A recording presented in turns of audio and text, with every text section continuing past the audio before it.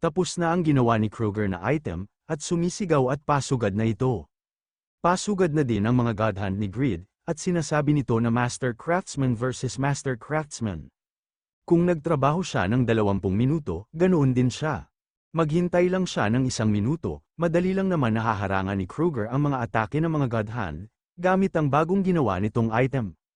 Napatigil naman dito si Grid at nagulat dito, na-block nito ang lahat ng atake ni Grid, gamit ang sword na gawa sa tela. Hindi naman makapaniwala si Grid at sinasabi nito na ginawa niyang espada ang balot na tela. Iyan ay kahanga-hanga, ngunit masyadong hindi kaakit-akit ang pattern. Bigla na lang sumabog ang kinaroroonan ni Grid at na-block nito ang atake ni Kruger. Sword of Lightning, Enlightenment, Burning Passion, and Selfless Trance. Grade, Myth, Attack Power, 3,780, Physical Attack Power plus 20%. Magic Attack Power plus 20%, Fire Attribute Attack plus 30%. Dark Attribute Attack plus 30%, Lightning Attribute Attack plus 15%. Nakikitungo ng 50% karagdagang pinsala sa mga banal na nilalang. Pagkakataong maglabas ng malalaking apoy sa pag-atake. Mababang pagkakataon na magdulot ng hallucination sa pag-atake. Mababang pagkakataon na makatawag ng pulang kidlat sa pag-atake. Pagkakataong mag-trigger ng Black Flame na pagsabog sa pag-atake. Nakangiting sinasabi ni Grid na hindi niya akalain na kailangan niyang labanan ng isang floral pattern sword. Dahil senior siya, nirerespeto niya ang panlasa niya. Kukunin niya ang pagkakataong ito na iukit ang modernong estilo ng henerasyon ng MZ sa kanyang mga buto. Pinagmamasdan lang ni Kruger ang mga susunod na galaw ni Grid. Pasugad na si Grid at tinatanong nito kung ano ang tinititigan niya. Ang pattern ba na yon ang iyong pagmamataas o ano? Kung masama ang loob niya, pagbutihin niya ang fashion sense niya. Ginamit ni Grid ang pagmas sword dance, link, nagulat naman si Grid, na nagbago ang gamit na item ni Kruger. At naiinis at sinasabi nito na isang floral pattern shield. Totoo ba ang sense of aesthetics niya? Sinasabi ng system na ang Sword of Lightning, Enlightenment, Burning Passion, and Selfless Trance, option activated. Karagdagang pinsala ng Fire Attribute plus 30%, ang target ay nagpapawalang bisa sa apoy. Option activated, additional fire damage, 5,000, ang target ay nagpapawalang bisa sa apoy. Na-activate ang opsyon, Dark Attribute karagdagang pinsala plus 30%. Ang target ay nagpapalaki ng kadiliman, Dark Attribute karagdagang pinsala plus 10%. Minsan nagiging lakas ng undead ang kadiliman, naka-recover ang target ng 83,200 health. Naiinis na sinasabi ni Grid na pinapagaling niya pa ang sarili niya ng maayos sa gitna nito. Mayroon din siyang ilang magagandang pagpipilian. Sinasabi ng system na na-activate ang opsyon, katangian ng kidlat karagdagang pinsala plus 15%. Nagdulot ng 41,900 pinsala, nag-counter-attack si Kruger at mabilis naman naiwasan nito ni Grid, at sinasabi nito na ang Sword of Passionate Selfless Lightning ay permanente na tumataas ang base attack power nito ng 8%, na walang anumang HP penalty. Tumataas ang attack multiplier nito, at mayroon pa itong opsyon sa kidlat na nagdudulot ng pagkabigla.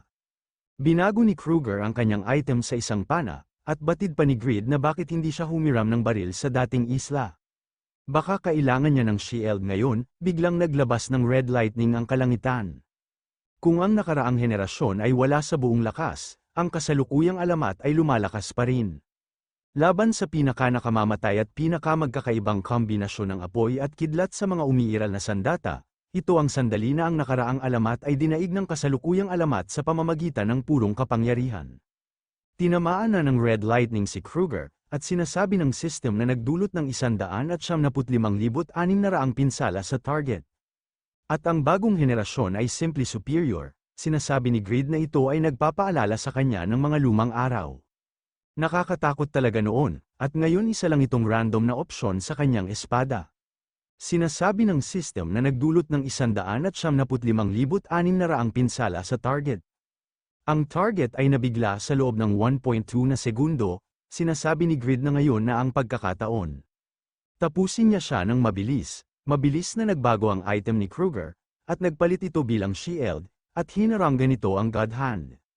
Nagtataka at sa isip-isip ni Grid na ang God Hand, na palaging bumabalik pagkatapos ng pag-atake dahil inuuna nitong protektahan siya, kahit sa panahon ng mga raids, ay naglunsad ng sariling pananambang. Ang isang segundong shock effect mula sa Red Lightning ay nagpapataas ng pagiging agresibo ng God Hand. Sinasabi ng system na ang Ultimate Enhanced Mjolnir ay na-activate ang epekto. Ang target ay natigilan ng 0.3 segundo, ang plus 7 Mjolnir 2 ay na-activate ang epekto. Ang target ay natigilan ng 0.1 segundo, ang plus 7 Mjolnir 3 ay na-activate ang epekto. Ang target ay natigilan ng 0.1 segundo, ang plus 7 Mjolnir 4 ay na-activate ang epekto. Ang target ay natigilan ng 0.1 segundo, sa isip-isip ni Greed na mahina ba ang status resistance niya. Hindi siya makasagot sa mga walang katapusang stuns. Tapos siya ang perpektong biktima ng Mjolnir, ang tagumpay ay halos garantisado ngayon. Sinuot ni Greed ang Alex's Swift Gloves, at sa isip-isip nito na hindi bababa sa 2 lightning fast, at normal na pag-atake sa bawat segundo, at ganap na shutdown anumang pagkakataon ng isang counter-attack. At ang pinakamahalaga, maaari niyang ganap na magamit ang attack canceling upang laktawan ang recovery motion ng mga normal na pag-atake. Sa pamamagitan ng paghahati sa kanyang sword dances, at pagpasok sa kanila sa pagitan ng mga normal na pag-atake. At nang matapos ang lahat ng sword dances, yan na ang deciding moment. Tinanggal nito ang Alex's Swift Gloves, at sinuot nito ang plus 8 Holy Light Gloves. At batid ni Greed na ang Swift Gloves ay hindi nakakaapekto sa skill power, kaya pinalitan niya sila ng Light Gloves. Sunod-sunod pa din ang stun ni Kruger sa ginagawang pag-atake ng mga God Hand. Sinasabi ni Greed na ang kanyang katawan ay naninigas at hindi gumagalaw. Ganyan ang nangyayari kapag tumanda na siya, umatake na si Greed at ginamit nito ang pag-Moss Sword Dance. Link, sinasabi ng system na ang Black Flame effect ng Lightning Sword, kaliwanagan, nag-aalab na simbuyo ng damdamin, at walang pag-iimbot na ulirat ay nagpapagana ng trance activates at explodes. Nagdulot ng 132,770, 145,840 na pinsala, nagdulot ng 170,900, 188,050, 177,10 na pinsala. Nag-activate ang Red Lightning Effect, nakatanggap ito ng critical. Tumaas ang critical na pinsala dahil sa epekto ng 1 hit, 1 kill. Nagdulot ng 726,430 pinsala sa target, ang Black Flame Effect ay nag-activate at sumabog. Ang plus 8 Holy Light Gloves ay na-activate ang epekto. Umaatake sa target ng 5 beses, nakatanggap ito ng critical. Tumaas ang critical na pinsala dahil sa epekto ng 1 hit, 1 kill. Nagdulot ng 3,235,700 pinsala sa target, sinasabi ni Greed na para yan sa Link. Hindi pa sila tapos, ang totoong bagay ay magsisimula na. Pinakawala na ni Greed ang ultimate skill niya na kill. Sinasabi ng system na ang Black Flame Effect ay nag-activate at sumabog. Nag-activate ang Red Lightning Effect, nakatanggap ito ng critical. Tumaas ang critical na pinsala dahil sa epekto ng 1 hit, 1 kill. Nagdulot ng 1,102,500 pinsala sa target, tumatawa at sinasabi nito na anong nangyayari. Patuloy na nag-try trigger ang mga buff, sa wakas, tinatrato niya na siya ng maayos, Bayan Archipelago. Wala nang magawa si Kruger at napapasigaw na lang, sinasabi ni Greed na dahil ba wala siyang eyeballs. Wala siyang ideya kung kailan magpapalit ng mga kalasag. Gusto niyang basahin niya ang timing para sa kanya. Umatake ulit si Greed at ginamit nito ang wave, sunod-sunod nga naman lumabas ang mga epekto, at napapatulala na lang si Kruger.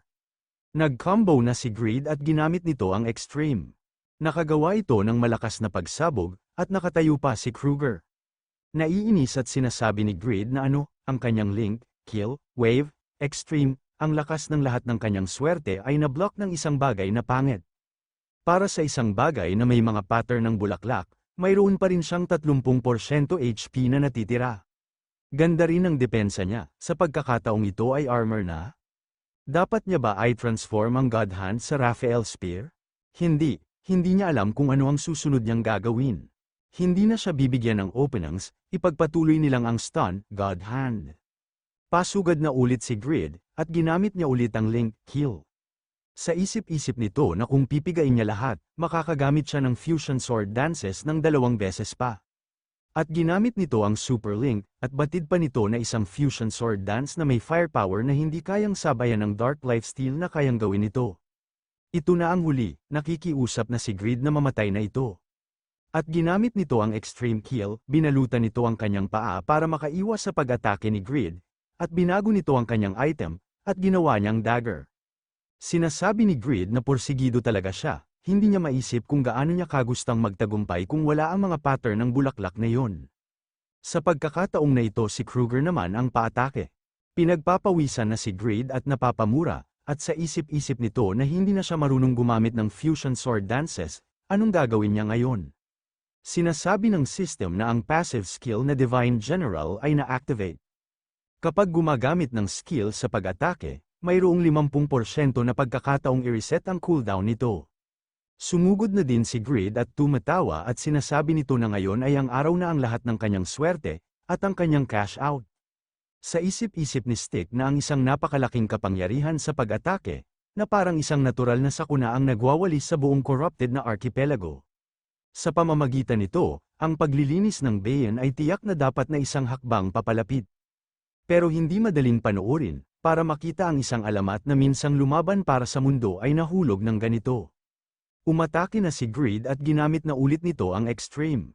At sabay nitong ginamit ang Kill, binaba na nito ang kanyang espada at sinasabi nito na tingnan niyang mabuti ang sandata ng blacksmith, na tumalo sa kanya. Ito ang resulta ng lahat ng kanyang pagsusumikap, kaya hindi siya magsisisi kung titingnan niya itong mabuti, ang bakal ay mas matigas ng kaunti kaysa sa tela, sinasabi ng system na tinalo mo si Kruger, the Death Knight, Guardian of the 63rd Island. Ang 63rd Island ay na-purified, makakakuha ka ng isang antas bilang gantimpala sa paglilinis, nakuha ang Kruger's Tailoring Tools at Kruger's Mysterious Wrapping Cloth, sinasabi ni Greed na nakakapagod yun, at sobrang tigas ng mga senior.